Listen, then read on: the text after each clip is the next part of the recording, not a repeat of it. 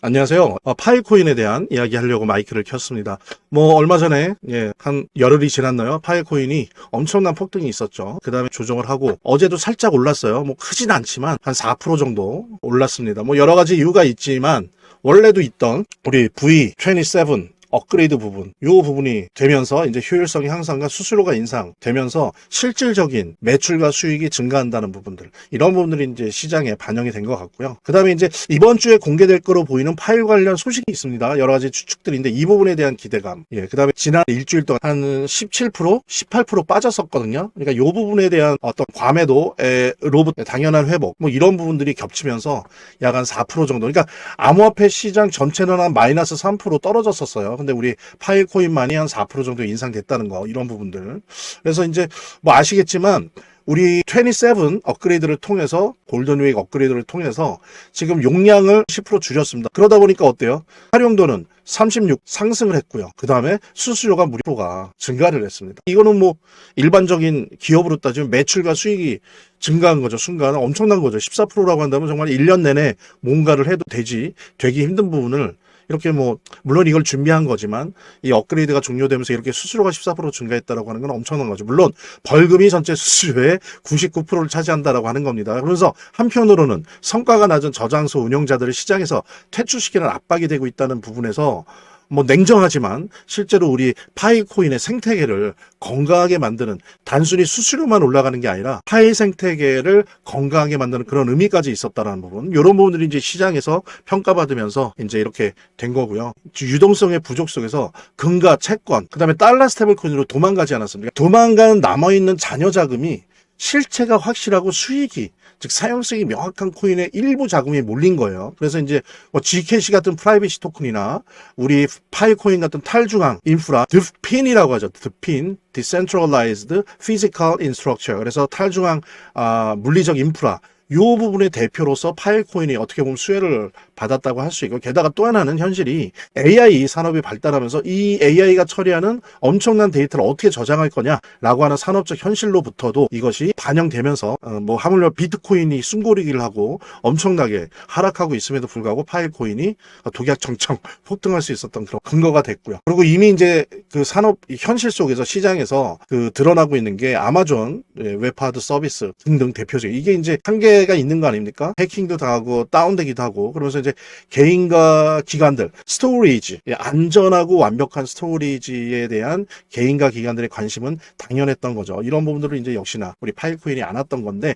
근데 중요한 거는 이런 좋은 27 업그레이드 같은 이런 좋은 소재들, 그 다음에 원래 갖고 있는 지금 산업적인 현실 속에서 이런 탈중앙 피지컬 인프라 부분에 있어서의 어떤 기관과 개인들의 관심들, 이런 것만으로 가령 장기적으로, 중장기적으로 파일코인이 단독 드립을 할 수 있겠느냐, 그래서 가격 상승을 일으킬 수 있겠느냐, 아니라는 건 저도 여러분들도 알고 있습니다. 이 부분은 하나의 파일코인이 갖고 있는 에너지죠. 폭발성입니다. 하지만 이 에너지가 폭발이 그냥 되는 게 아니고 시간장치가 필요한 거죠. 그건 당연히 우리가 중장기로 보면 가끔 우연한 요인으로 이렇게 될 수도 있지만 유동성 개선이 아주 절실한 상태입니다. 그런데 시장에서는 지금 예를 들면 대표적인 유동성의 테마가 있죠. 재무부 TGA 지갑과 연준이 이제 12월 1일 날 QT를, 양적 긴축을 중단하고 이제 QE를 개시를 하는데, 예전 같으면 재무부 지갑이 이제 셧다운 풀리면서 이제 돈이 풀릴 것이다, 이제 QT가 중단되고 QE가 실행될 것이다라고 하면 이거를 시장이 호재로 보통 받아들였는데, 지금은 어떻게 보냐면 그래, 풀리긴 풀리는데 속도는 어느 정도 풀 건데, 그래 QE가 개시되는데 어느 정도 속도로 할 건데, 이런 식으로 가는 거죠. 그러니까 예전 같으면 자산시장에, 암호화폐 시장에 호재라고 할 수 있는 테마들을 오히려 불확실성으로 해석해버리는 지금 현재 미디어 환경들, 왜 그런지는 여러분들도 짐작할 수 있으실 거예요. 그걸로부터 이득을 보는 사람들이 있습니다. 하지만 그 덕분에 수많은 개인들이 다 던지고 있어요. 그리고 어정쩡한 메인들이 아닌 기관들도 던지고 있고 공포에 빠져서. 하지만 여러분들, 이거는 명확한 팩트입니다. 그래서 12월부터 시작돼서 내년 상반기에 엄청난 유동성 폭발이 있을 거라고 하는 건 하나의 사실이에요. 속도의 문제는 있고 양의 문제는 있지만 결국에 그것이 상반기에 상당히 진행될 거고, 속도가 좀 느렸다면 하반기까지 진행이 될 거예요. 그죠? 그 다음에 또 어떻습니까? 지금 내년 11월에 중간선거를 앞두고 트럼프가 개인당 2,000불, 2,000달러 정도 관세 더 거친 거를 풀겠다. 왜요? 경기가 안 좋거든요, 진짜로. 미국이 경기가 그렇게 좋지 않습니다. 풀겠다라고 하는 거니까 시중의 유동성이 엄청나질 거죠, 내년에. 그랬을 때 과연 이거를 거시경제 불확실성으로 그냥 지금 미디어들이 다루는 것처럼 그렇게 말할 수 있을 것이냐. 아니면 팩트는 팩트죠. 재무부 지갑에서의 유동성 방출, QE 개시 이런 것들, 그 다음에 뭐 2,000달러 이 부분 시기의 문제는 좀 이런 요소들로 해서 내년 상반기 중심으로 상당한 유동성이 풀릴 것이다라고 하는 건 팩트로 받아들이면서 미래 전망을 해야 되거든요. 그런 의미에서 저는 뭐 항상 말씀드렸지만 내년 2분기 4, 5, 6월 요때를 피크로 한 암호화폐 불장이 올 거라고 저는 생각을 하고요. 그거는 왜냐하면 이 풀릴 수밖에 없는 유동성이 어디 뭐 구름으로 날아가지 않는다는 거죠. 반드시 거품이 돼서 터져야 사라지기 때문에 암호화폐 불장이 올 거라는 거. 그 다음에 그 과정에서 우리 파일코인 또한 지금 가지고 있는 지금 같이 공유한 이 에너지들이 폭발을 하게 될 것이다 라고 하는 부분 공유를 하면서 우리 파일코인 포함해서 재단에 관련된 이야기 하도록 하겠습니다. 차트를 제대로 보는 것도 중요하고 또 거시경제 상황들을 보는 것도 중요하고 매우 중요하지만 결국에는 사실은 이 모든 거를 무시하더라도 재단이 어떻게 하느냐가 사실은 이 암호화폐의 성패를 좌우하는 가장 큰 요소라고 하는 거를 우리가 모두 다 느낄 수 있는 거거든요. 그래서 제가 좀 과장을 하면 오히려 암호화폐를 통해서 돈을 제대로 버는 사람들은 물론 차트도 보고 거시경제도 보고 하지만 가장 1차적으로 핵심적으로 보는 게 그 암호화폐를 발행한 제작하고 있는 공급하고 있는 재단의 정책과 재단의 상황들을 보거든요. 재단의 어떤 정책들만 봐도 우리들은 이 암호화폐 투자를 통해서 막대한 수익을 얻을 수가 있는 겁니다. 특히 그중에서 우리가 많이 보려고 노력하는 것들은 락업에 관련된 것들이에요. 그리고 락업의 해제에 관련된 것들이에요. 재단이 얼마나 우리가 암호화폐 투자를 함에 있어서 중요한 요소인지를 깨닫고 그 다음에 특히 만약에 우리가 암호화폐를 투자함에 있어서 재단에 무엇을 봐야 되는지 함께 공유하는 그런 시간을 짤막하게 좀 갖도록 하겠습니다. 그래서 제가 여러분들이 최대한 쉽게 이해할 수 있도록 일단 락업 해제에 대해서 먼저 설명을 좀 드려볼 건데요. 이제 락업 해제라고 하는 거는 투자자 보호 차원에서 초기 투자자들이 일정 기간 동안 매도할 수 없도록 물량을 잠가두는데 이거를 풀어주어서 자유롭게 매도할 수 있게 해주는 걸 의미합니다. 그래서 통상적으로는 락업 해제 이후에는 대규모 물량이 시장에 풀리기 때문에 강력한 매도 압력으로 작용해서 가격이 급락하는 모습을 보여주게 되는 거죠. 그런데 우리가 이제 주목해야 될 점은 락업 해제 직전의 모습입니다. 락업 해제 후에는 대부분 급락이 오거든요. 그렇지만 그 전에는 대부분 가격의 급등이 연출되기 때문이죠. 왜냐하면 이제 세력들이 대량 매도를 하기 위해서는 가격이 올라가야지만 수익을 보고 매도할 수 있기 때문인데요.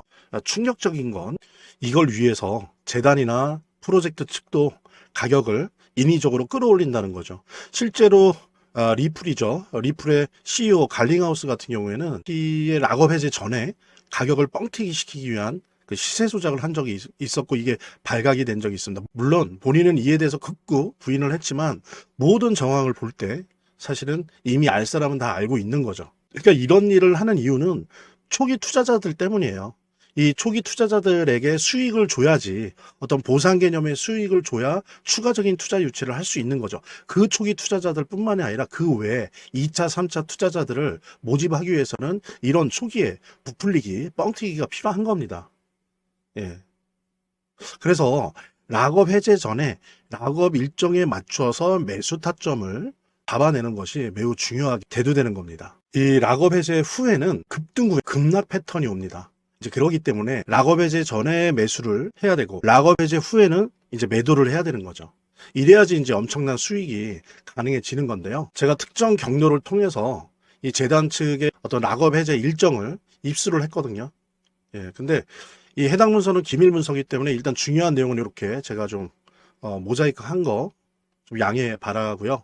그러니까 이 문서에는 이제 재단 측의 락업 일정부터 물량, 목표가까지 모든 것이 나와 있습니다. 그래서 해당 일정에 맞춰서 상반기, 하반기 이렇게 나뉘어져 있는데 해당 일정에 맞춰서 세력들은 가격을 끌어올리고 그 다음에 이제 매도를 하겠죠. 그래서 우리도 이 일정에 맞춰서 정확하게 매수매도 타점을 잡아 나가면 엄청난 고수익을, 대박을 노려볼 수가 있게 되는 겁니다. 그래서 여기 나와 있는 제 개인 번호 010-2592-6921 010-2592-6921로 부자 두 글자만 남겨놓으시면 제가 확인되는 대로 이 모자이크 없는 아까 보셨던 그 문서 원본이랑 그 다음에 이제 언제 어디서 얼마에 매수해야 되는지 그 시그널이 담겨 있는 문서를 직접 핸드폰으로 PDF 형태로 전달해 드리도록 하겠습니다. 그러니까 당연히 무료고요. 자, 오늘 영상은 이쯤에서 마무리하고요. 다음 시간에 더 좋은 영상으로 인사드리도록 하겠습니다. 감사합니다.